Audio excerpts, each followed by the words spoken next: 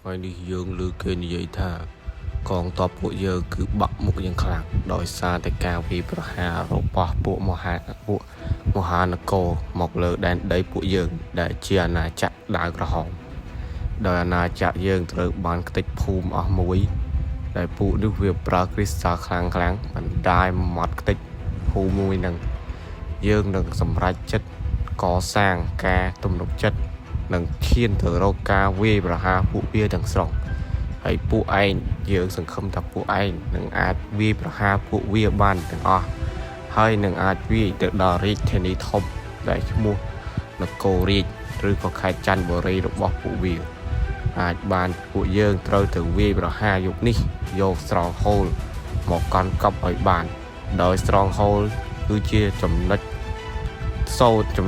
កណ្ដាលរបស់អាណាចក្រពួកវា